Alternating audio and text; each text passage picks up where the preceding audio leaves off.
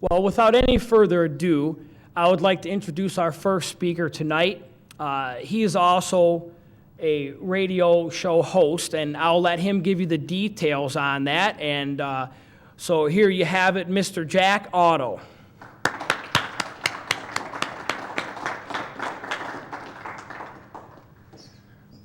Thank you, friends. 65 years ago today, God Almighty put me on this earth, and I believe it's to fight against this New World Order. Thank you and happy birthday. Thank you. We are being cornered like cattle into a pen, squeezed down, and we're never really going to be free people unless we're brave. Because this was only the land of the free as long as it was the home of the brave. And this started a long time ago with people that go back to the 4th century. Let me tell you about the flight of the Khazar warriors out of northern Turkey in 500 AD. They were a despicable bunch. You could go to the king of the Khazars and rent an army from him, an army of 40 or 50,000 men. But it didn't matter what kind of a deal you struck with their monarch. He wasn't called a king, he was called a shagan. Once the battle was done, they rape and pillage. Doesn't matter what kind of agreement you had with the king. That's the way it ended up. And so as a consequence, people in the area garnered a great deal of animosity for these Khazar warriors. And in 500 AD, they were driven out, and as they came down south out of Turkey, some fled to the west into Romania and Hungary and became the Gypsies. The rest followed their monarch, the Chagan, up into the steppes of Russia and north of there to the Caucasus Mountains. And as they settled in there, they quite easily enslaved the relatively peaceful agrarian Slavic folks that were indigenous to the area. Then they came under pressure to take sides in a growing contention around them. Coming down from the north was Eastern Orthodox Christianity, and coming up from the south was Islam. And they knew that if they succumbed to pressure from either of those to join their organization and embrace their philosophy, it would surely offend the other. And so what they did was a politically expedient maneuver. He called in all the religious leaders of the area, and he got their input, and after the input, he announced, for me and my people, and we're talking about 20 million people and about 4,000 nobility, for me and my people, we choose to become Jews. Now, this was not a heartfelt conversion. This was not something that was deep in their breasts that they felt they needed to make a conversion because they thought that was the proper way to serve the Creator. This was something that was done as a political expediency. And in the course of studying about their new religion, and you do have to study it, even if you're only going to charade, it is absolutely necessary to study about it so that you can fake it. And in the course of doing so, they came across a character with whom they could truly identify. It was Lucifer, the morning light that fell from grace and became Satan, the adversary. And they formed an inner circle within Judaism dedicated to the forces of evil. Let's define terms. What is a Jew? If you look back in your Old Testament, your Bible, there was 12 Hebrew tribes. The 10 northern tribes were called the house of Israel. The 2 southern tribes were called Benjamin and Judah. More properly pronounced Judah, because we didn't get the harder sound to the J until about 200 years ago. So this is what I would call real Jews, people from the tribe of Judah. And when we start talking about the New World Order, we are not talking about these people at all. We're talking about these Khazar warriors that only pretended to embrace Judaism. And so today, we find that about 92% of the people who claim to be Jews really aren't. They don't have a drop of Semitic blood in their veins. They are Khazar warriors with a new bent on life and a goal to conquer, to rape, and to pillage. And that philosophy has come down over time, and we see how effectively they have implemented it throughout history. Now, when they pretended to embrace Judaism, they drew upon the real Jews for some education. And they used the Hebrew alphabet as phonics to codify their Khazar language. And so now we look at that language called Yiddish or Jiddish and find that it is not Hebrew. It only appears to be. Now, these people have run into some trouble over time. In 965 AD, they were overrun by the Varganians, which was Swedish-ruled Slavic people. Varganian is the Russian word for Vikings. And they were militarily defeated, which curbed their expansionist philosophy for some time. And then in 1140, they were literally overrun by the Mongols for Kublai Khan and Genghis Khan. And they were driven down into Eastern Europe. Their monarch, the king, or Chagan as he was called, fled to Spain and Portugal. Now, because these folks were a darker skinned people with black hair and brown eyes, it was easier for them to fit in with the folks of Spain and Portugal and Italy and Sicily than they could other places where they stood out and looked markedly different. And they took a great deal of control, especially in Spain and Portugal, so much so that they were discovered in conspiracy because they worked together to get themselves, one of them, into a position of authority where that person can work in tandem with others to get more of their people in authority and positions of power, and working it up to where they're running the show and milking everybody else.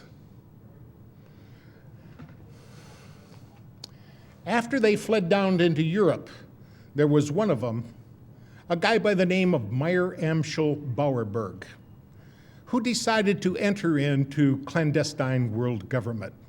Meyer Amschel Bauerberg used the symbol outside of his father's silversmith shop, a large red shield, as inspiration for an alias.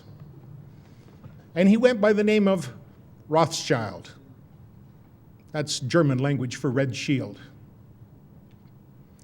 Now, Rothschild was born in 1743, and when he was in his late 20s, he formulated a financial enterprise with 12 other entrepreneurs with the dedication, with the interest and the intent of conquering everybody and everything. They were going to do it with fractional reserve banking, and that turned out to be a very successful tool. We found out about fractional reserve banking at the Bank of Amsterdam in 1610 when, like all fiat money inflations, it came to a roaring bust. And they learned from that and wanted to implement it wherever they could so that they could be the ones that benefited from that enterprise. Now, Meyer Amschel Bauerberg had 5 sons, and he took these 5 sons, and as they became of age, he sent them to foreign countries to operate not an independent banking system, but one in conjunction with the rest of their people. A system whereby Nathan, who went to London and soon proved himself to be shrewd, There was one named Kalman who passed himself off as Carl, and I think he went to Amsterdam. Jacob called himself James, and he went to Paris. And we find that throughout the world, in 5 big locations, they had banking institutions that had a very clever idea. And if these people weren't so evil, it would have been easier to admire what they did. But they had a system whereby you could go to one of the banks in one country and deposit gold with them and get a receipt for it. And then go to the foreign country where they had another office, take that receipt, and get your gold. And you didn't run the risk of losing your gold on the high seas, either to wind or to pirates or anything else. So in a way, it was kind of a clever scheme, however. These people were despicably evil, and their intent to make money was to not just put themselves for their head, but to hold others back. Now, Meyer Amschel Bauerberg lived to be, he lived from 1743 to the year 1812, and that's why we got that 1812 overture, was to honor him. His associates respected him and wanted to salute his passing. Meyer Amschel Bauerberg changed his name to Rothschild, and he also dropped the Bauerberg suffix and called himself Bauer, closer to home, where he lived there at 148 Judenstrassen in Frankfurt, Germany. They later moved down to 148 Judenstrassen, and it was from there that he was able to do much of his chicanery. And he got in league with a guy, William IX of Hesse-Kassel. Now, if you remember about the Hessian warriors were something that were warrior slaves that was purchased by the King of England from this landgrave of Hesse-Kassel. They were purchased for the price of $12,000, and much of that money was earned by just capturing these people through actual out-and-out brigand slavery and holding them until they could be sent to the king, and which they were told, don't ever let those colonists get a hold of you. They will skin you alive. Well, when the Hessian soldiers got captured by one of us, and one of our forefathers, they started crying, oh, please don't skin me. And they said, well, skin you? We're not going to do that. Then they realized they had been lied to. Many of them came over and joined the revolutionary forces of the Americans, and a lot of them escaped out to the west and melded in and became what we might call squatters out there in the wide open west like the rest of us did. Now, they did a pretty good job of interfacing with the Native Americans out there and were able to garner some respect for them. So it was among these same people that brought about so much of the war that we see in front of us throughout history. It was fomented primarily for profits, and to scare us into believing that the only way that we could circumvent this war, to get this behind us, is if we were to form a league or United Nations. Now, the first attempt was when they had their man Napoleon. Now, Napoleon was the Emperor of France, but he came from Corsica, and it was shortly after Corsica was brought into the French Empire that he was given the nod to become the emperor and to engage his war. Now, this was shortly after that French Revolution. You know, I'm going to go back and take a step back here and talk about that French Revolution for a moment. See, it was shortly after a man named Adam Weishaupt in May 1st of 1776 formulated an organization called the Illuminati. This was done on behalf of Baron Rothschild, and it was for the express purpose of fomenting their plans and executing their goals for conquest. Now, Adam Weishaupt encapsulated a game plan to bring about this world government, and in this game plan he had it mentioned in there that they were to take France in the year 1789. Now these plans were formulated into writing and translated by one of the Ingolstadt University professors, one of Professor Weishaupt's cohorts, a guy by the name of Xavier von Zweck. Now, Zweck translated these into French so that they could be taken to Paris and Silesia. Now, there was a courier, a guy by the name of Lanz, who had been an evangelist minister, but quit God and decided to become an Illuminati agent and a courier, and he was taking these materials by horseback through Bavaria. In a place called Regensburg, he was struck by lightning, and it killed both him and his horse.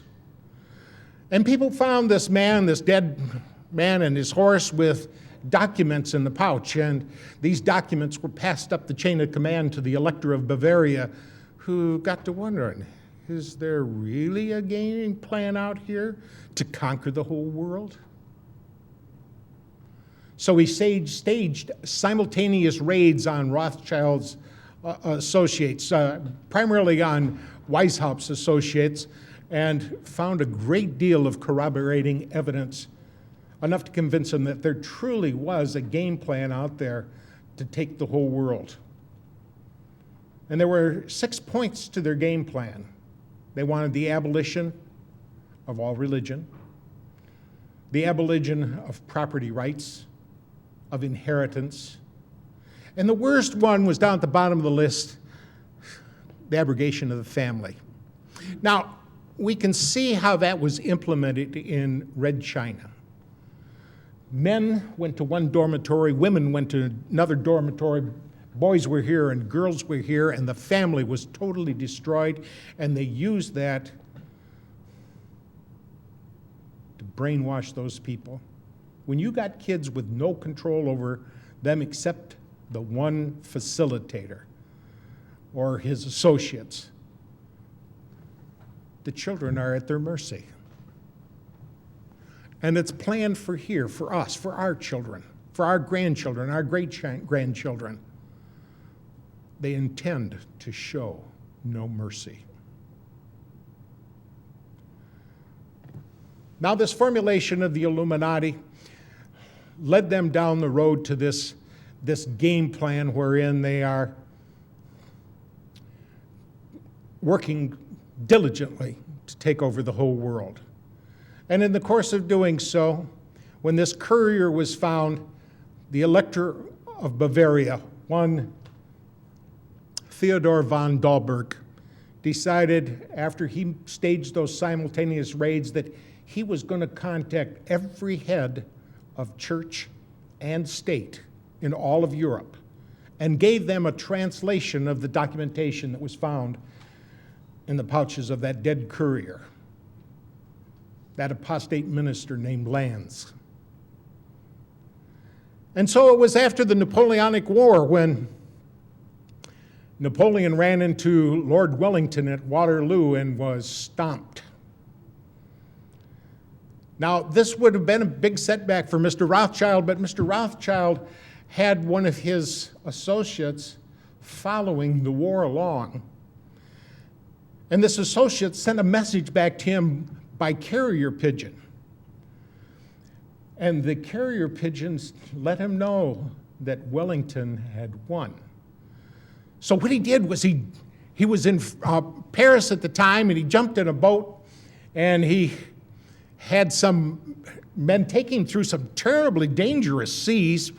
Too bad he didn't get it right then and there, but nevertheless, he made it to the other shore, to Great Britain, and he sold all of his British financial securities.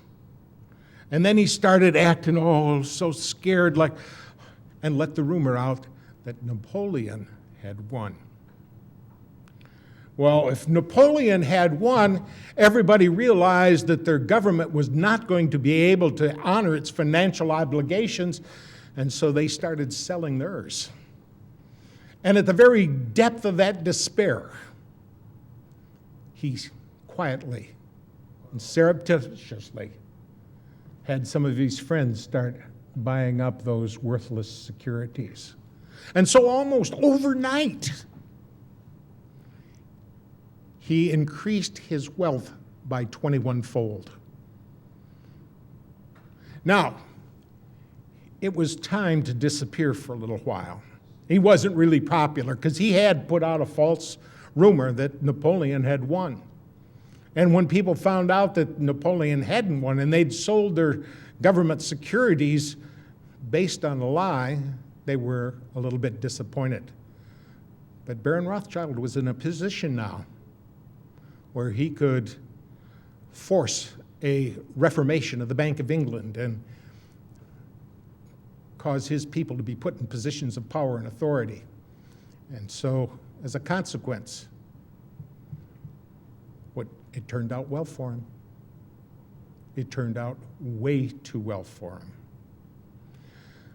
So it was after this Napoleonic Wars that they had this big meeting in Vienna.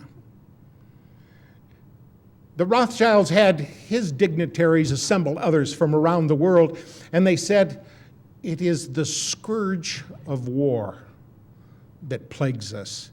And if we're ever to get rid of this scourge of war, we're going to have some kind of Congress where nations can come together and we can live through this modern age." One of the attendees was the Tsar of Russia.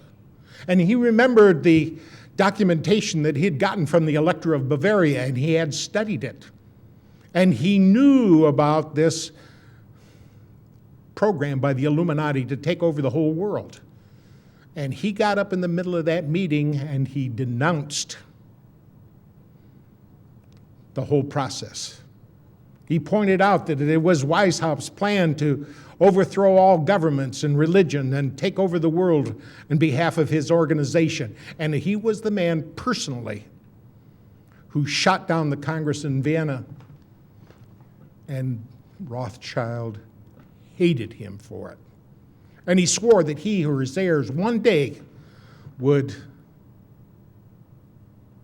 destroy the entire Romanov family.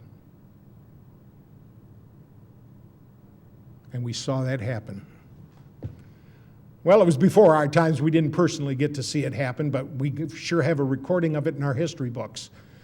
That in November 8th of 1917, I believe it was, that they went in and took over, killed the entire Romanov family, the Tsar and all his children. There's some speculation that one daughter, Anastasia, got away, and another son is alleged to have gone off over to Poland and become a military officer under an assumed name. There's lots we don't know about what went on. Lots we probably never will know about what went on, because everything has been based on deceit and lies, and we find ourselves boxed into corners based on these untruths.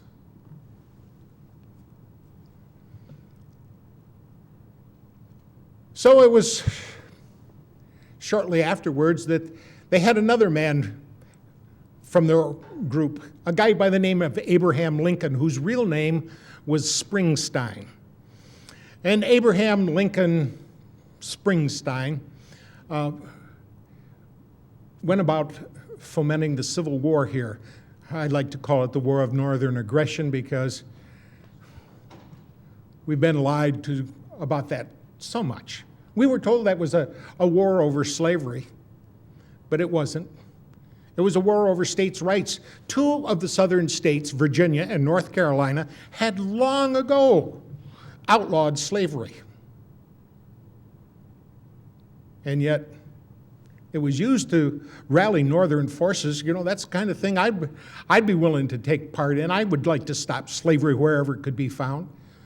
And I'm sure it appealed to a lot of people to put an end to that despicable act of holding another human being like you would an animal and making them work for whatever you feel like giving them. Now, Abraham Lincoln had right in his cabinet a guy by the name of August Belmont. And August Belmont wasn't his real name. His real name was Schoenberg. He was a Rothschild agent. And down in the other camp, they had a Rothschild relative, a guy by the name of Judah Benjamin, who was the head of the secret police down there. And after that, Abraham Lincoln resented his involvement with these people. And he made a speech in which he said, I feel at this time more fear for my nation than any other time, even during the war. An era of corporations has been enthroned and corruption will grow in high places. And we will end up with the wealth of many aggregated in the hands of the few. Now, his resentment resulted in action, and he decided he was going to issue greenbacks. He'd had enough of working with these people, and they would not put up with that. So they sent in one of their own, a guy by the name of John Wilkes Booth, a bad actor, who dispatched Abraham Lincoln so that, and it was done in conjunction with the Jesuits. See, there are so many of these Illuminati organizations out there. The one we just described by Adam Weishaupt was called the Bavarian Illuminati.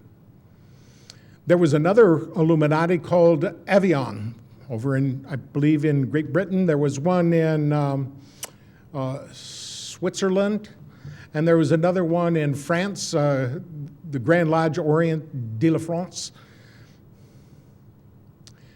And there's a very important one called the Alumbrados that was formulated in Spain. Now, the Alumbrados is Spanish for enlightened ones. And the Alumbrados only existed for about 20 years before they changed their name. They changed their name to the Society of Jesus. They called themselves the Jesuits, and they pledged themselves as the protectorate of the Pope. And when you got the Illuminati protecting you, it's the kiss of death. Well, we find about the time that this Civil War was over, there was a guy who had been born in Boston, Massachusetts on December 30th, 1809, a guy by the name of Albert Pike. He was an impressive intellect. He was a Harvard graduate back when it really meant something. He was the master of 16 languages, and he was a despicable son of a... because he openly worshipped Satan. He was part of an organization called the Palatalists. He was the one that converted this Knights of the Golden Dawn to the Ku Klux Klan. And he was the author of a book called Morals and Dogma. It is the most revered text among the Masons. And in this text on page 321, Albert Pike said, "It is Lucifer, the morning light, whose seething energies you must learn to control or implement."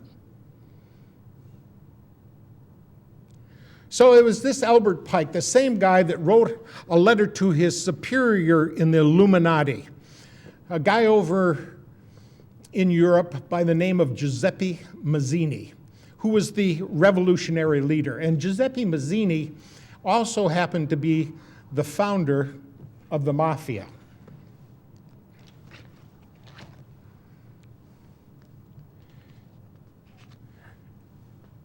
This letter that he wrote to Giuseppe Mazzini on August 15 of 1871 outlined 3 world wars.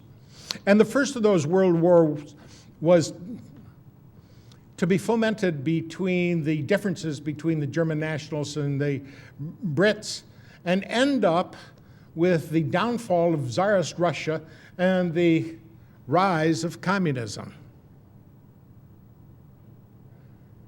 Any of us who studied any history at all knows that's exactly how World War I took place. Then World War II was fomented between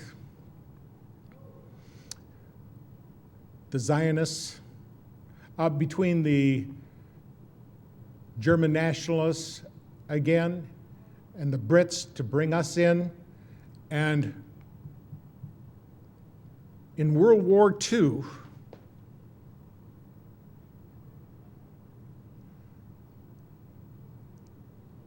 Israel was to be born. And the Zionists were given power.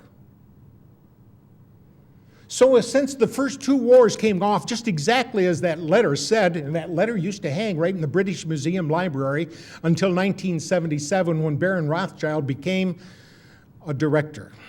And as soon as he was on the board of directors, that letter disappeared from the library. Immediately.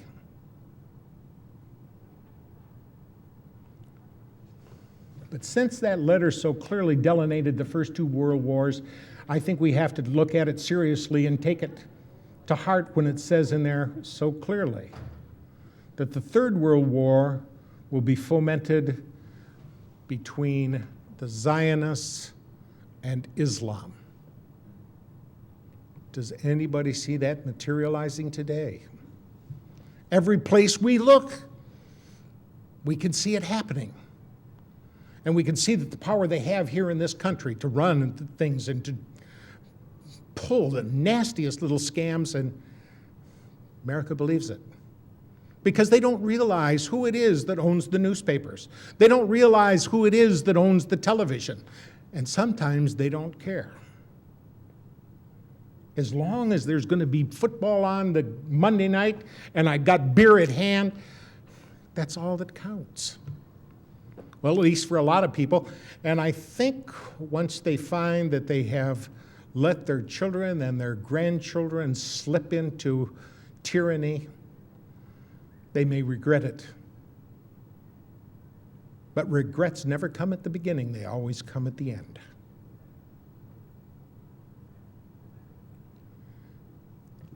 We can see World War III shaping up just exactly like they planned for us, and not enough of us are doing what's necessary to stop it.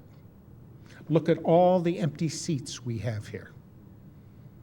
America should be flooded to this cause. They should be interested in what is transpiring. They should be interested in who's doing what and to whom. It was right after World War I that J.P. Morgan was given the job of gaining control of the newspapers. They knew they must be able to control human thought with input. And if you can realize that the human mind is a whole lot like a computer, the old garbage in, garbage out effect takes place.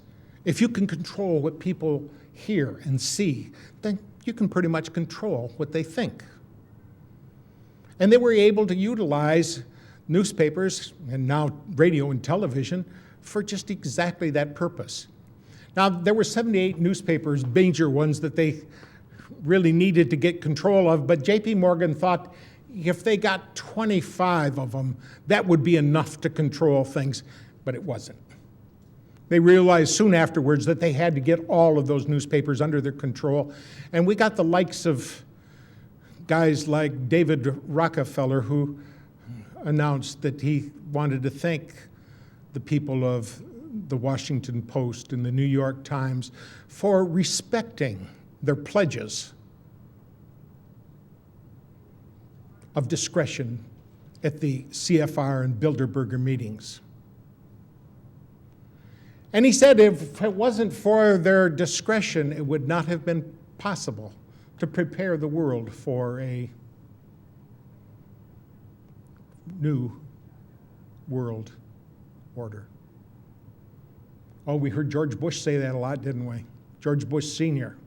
He was always talking about New World Order. When he went into Iraq, he said, this is much more than about one small country. This is about a big idea, about a new world order. There's a lot of people don't even know that on the back of their dollar bill where they see that all-seeing eye of the pyramid, what that means.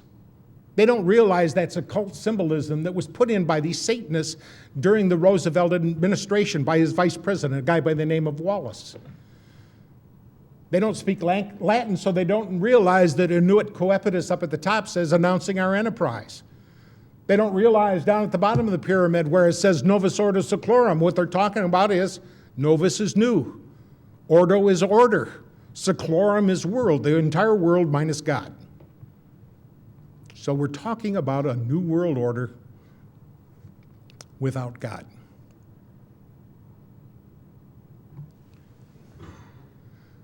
We have little time left.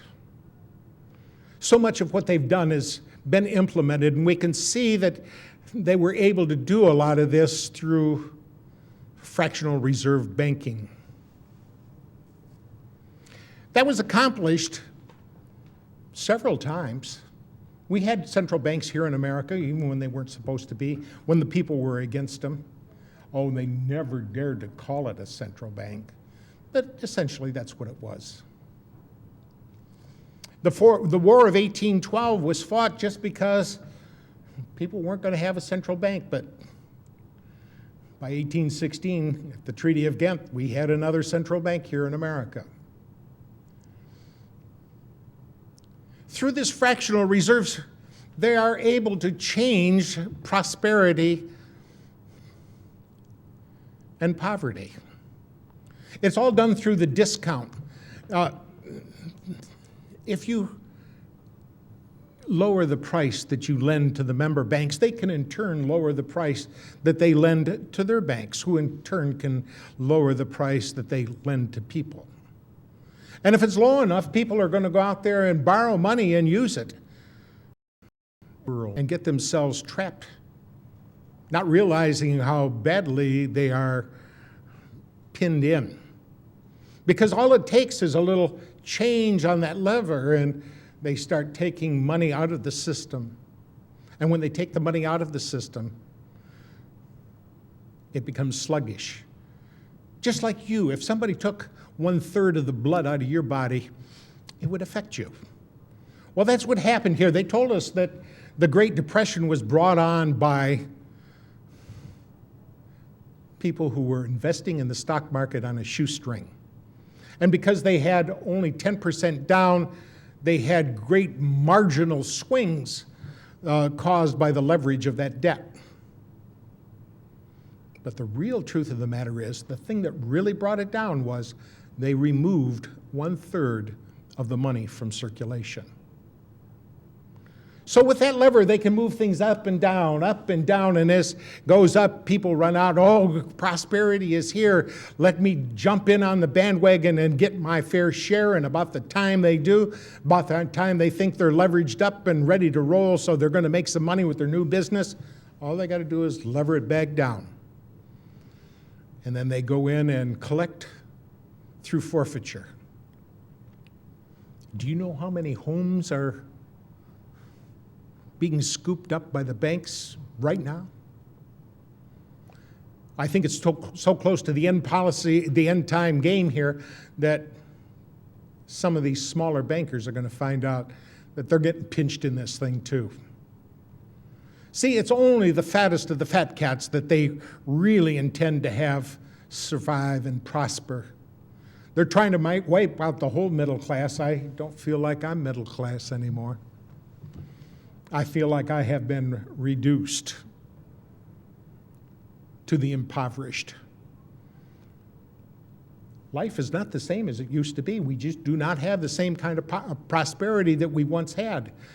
And if they can have their way, and I see no reason why people in authority with as much power and leverage as they've got, it's going to be difficult to stop them from having their way we're all going to be reduced to abject penury. Life where you won't have two nickels to rub together. You may have a whole pocket full of $1-million bills to rub together, but they won't buy anything. Now, after World War I, they had this big conference in which they brought together all the people involved in the war to have a settlement and a signing of the armistice with Germany. On one side of the table was Paul Warburg. On the other side of the table was his brother Max Warburg. In total, there were 117 of these false Jews, as I prefer to call them. And we would not know about this except one of the guys there, a guy by the name of Benjamin Friedman, who was the bagman for Henry Morgenthau Sr.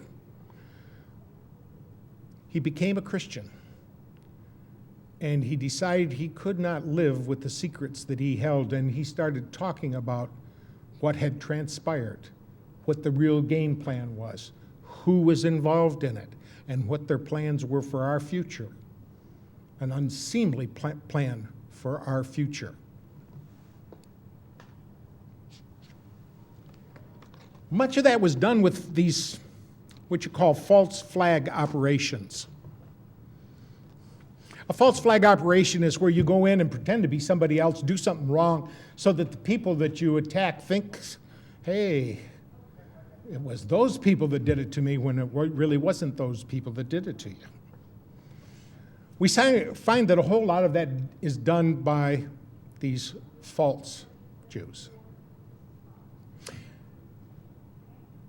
For example,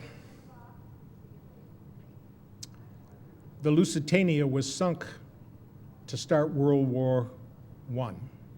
Now, Germany had taken out advertisements in the New York newspapers and said very specifically that they were carrying munitions aboard that Lusitania.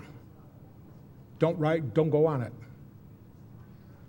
Well, while they were doing that, they ended up sending off some of that ships and with 128 American passengers aboard it. And it wasn't Germany, it was Great Britain that sunk that ship to suck us into that war. They were having trouble. See, Germany was already winning. And they didn't like the idea at all.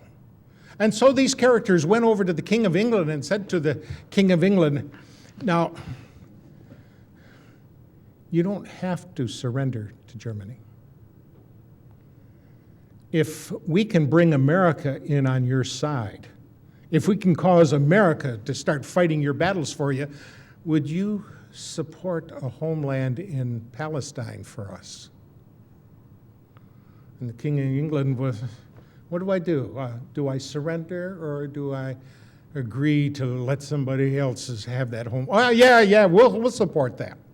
So in November of 1917, the King of England sent a letter called the Balfour Declaration to Lord Rothschild, whom he called the most eminent Jew.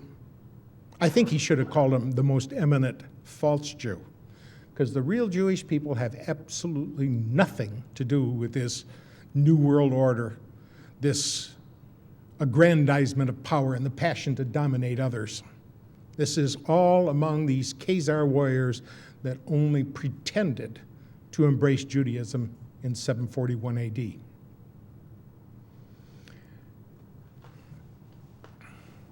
We find that as time went on, that we run across some of these things that these characters have done. And it was in May of 1919 at Dusseldorf, Germany, that the Allied forces obtained a copy of the Communists' Rules of Revolution. Now, you got to remember that communism was their front, too. When we find out the names of some of these characters, you realize, yes, this web is more intertangled than what you might realize. And we find that some of the characters, like Karl Marx, his real name was Kissel Moses Mordecai Levy. Karl Marx was just an assumed name. And he worked with people over there like Lenin, whose real name was Ulanov, and the commissar of the Red Army and Navy, called Leon Trotsky. His real name was Lev Davidovich Bronstein. And when you find out how all these people have been pulling together to foment so many of these things going on here, you should be forewarned. Because this is not just accidental history. This is conspiracy. People working together to do wrong. And by definition, a conspiracy is just two or more people planning in secret to do something wrong. And by that definition, there must be thousands, millions, maybe even billions of conspiracies going on all the time. But you mentioned something about what's going on. Oh, that's one of them conspiracy nuts. We've all been vilified by that label. Conspiracy nut is kind of like anti-Semite. It's just a buzzword to say, they're onto us. They know who we are. They know what we're up to. Let's jump on them and vilify them, and that's the way they operate, through vilification. And if vilifying isn't enough, they'll trump up some charges. And if that's not enough, they send in the wet agents to spill some of your blood. Well, in Dusseldorf, Germany, the communist revolution, rules of revolution came to light, and in 1946, a U.S. Attorney General obtained a copy of the same rules from a known member of the Communist Party. And today, these same rules are in effect, and I want you to compare these concepts with modern occurrences. There's three of them, ABC. A, corrupt the young. Get them away from a religion. Get them interested in sex, make them superficial, and destroy their ruggedness. We sure have a lot of wimps today. A lot of these young kids coming up just don't seem to have what it takes anymore. But they've been through the public fool system. They've been nurtured by their television. And it's hard to think anymore. It used to be when you went to school, they taught you how to think. Now you go to school, they teach you what to think. B, get control of all means of publicity. Thereby, and there's 7 parts to that, get people's minds off their government by focusing their attention on athletics, sexy books, plays, and other trivialities. And boy, have we become trivial. 2, divide the people into hostile groups by constantly harping on controversial matters of no importance.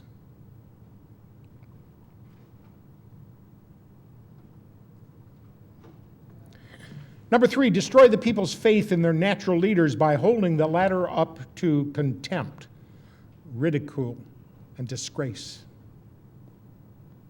4, always preach true democracy, but seize power as fast and as ruthlessly as possible. Number 5, by encouraging government extravagance, destroy its credit, produce fear of inflation with rising prices and general discontent. That one has really been implemented with vigor. We're playing welfare Santa Claus to the whole world. Now take a look at Israel alone. We send $15,500 for every man, woman, and child. That's a lot of money. Sometimes I think some of us wish, gee, I wish my government would give me that much each year. Now that's only the above board welfare. There is a sub rosa welfare. For example, that's our only friend in the Middle East. Therefore, we got to have a base over there to help protect them. Do they give us a base, or do they rent it to us at a high price?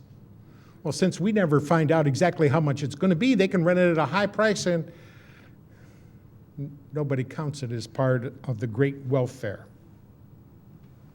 Number 6, incite unnecessary strikes in vital industries, encourage civil disorder, and foster a soft and lenient attitude on the part of government to such disorder. Number 7, by specious argument, call the breakdown of the old moral values, honesty, sobriety, self-restraint, faith in the pledged word, and ruggedness. So those are the 7 reasons they wanted to get a hold of means of publicity so they could implement that. And number C of the communist rules of revolution, cause the registration of all firearms on some pretext with a view to confiscating them and leaving the populace helpless.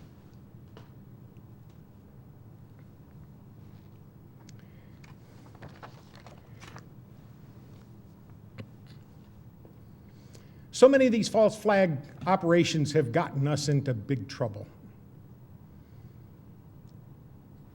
We know now that ship, I think it was the Maine that was sunk down there in Cuba. We were told it's because the Spanish had mined the harbor, but we now know that the explosion took place inside the ship.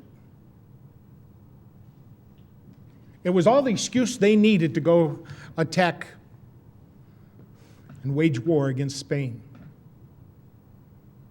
We see so many of those false flag operations. World War II, it was Pearl Harbor. It wasn't a false flag operation, but it was sure close to it. It was pretending like we're just innocent people standing here when 6 months before Pearl Harbor, our government froze all Japanese money in banks. Any way you look at it, that's theft.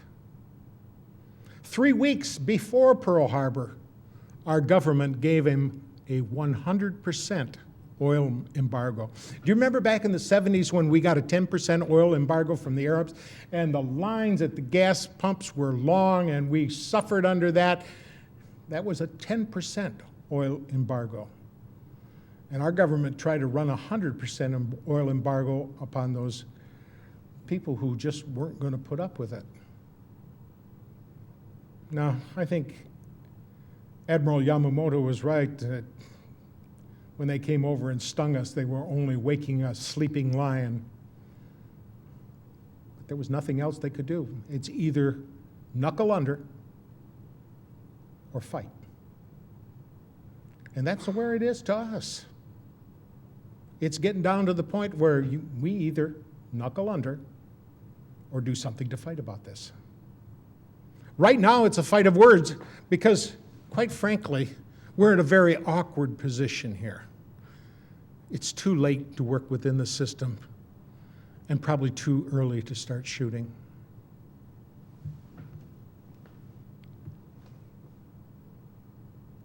And I think there's a whole lot of us here in America that really and truly are gutless. And it's only going to be the land of the free as long as it's the home of the brave.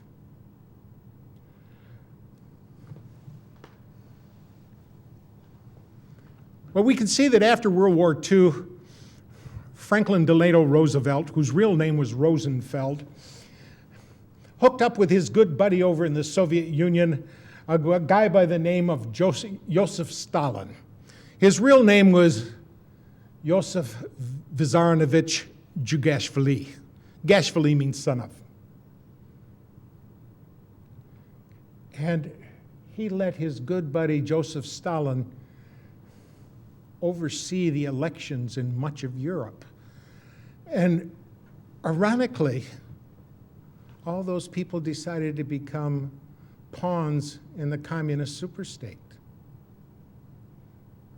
It was Joseph Stalin that said so clearly, and we better pay attention to what he has to say, those who cast their votes decide nothing. Those who count the votes decide everything.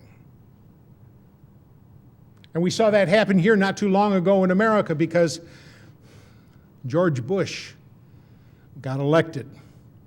And it was his brother down there in Florida that sure did a lot to swing the votes. Remember all those hanging and pregnant chads and all the excuses they had to not count a lot of votes and to count other ones that they shouldn't have. And that reared its ugly head here again in 2004 because down in Ohio,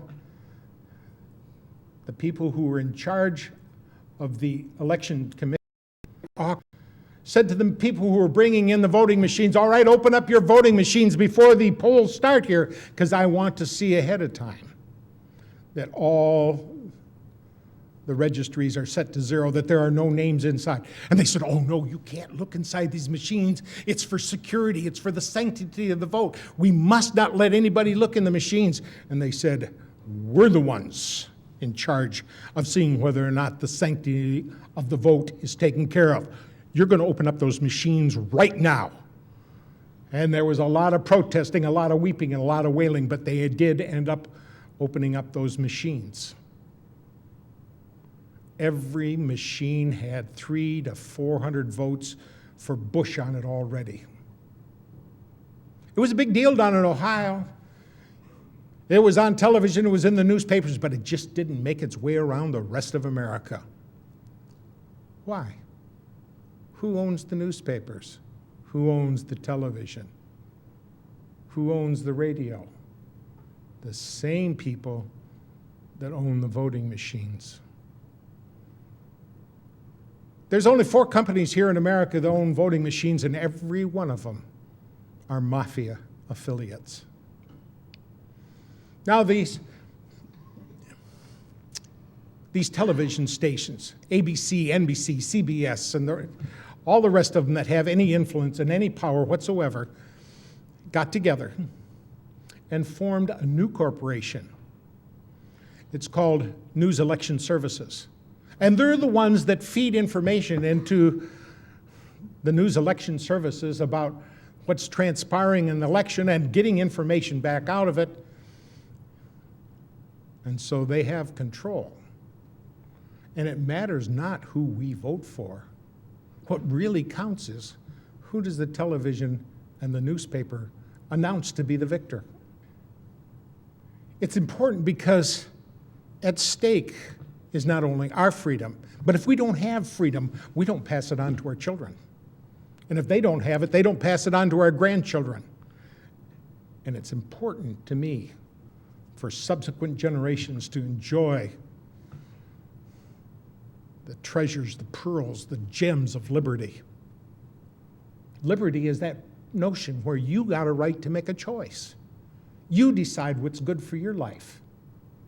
But somehow we've got to the point where you have to get a license for everything.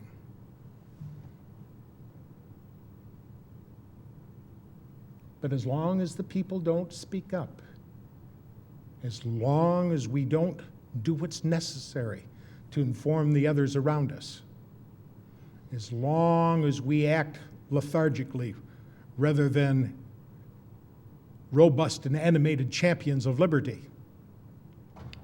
it'll slip right through our fingers.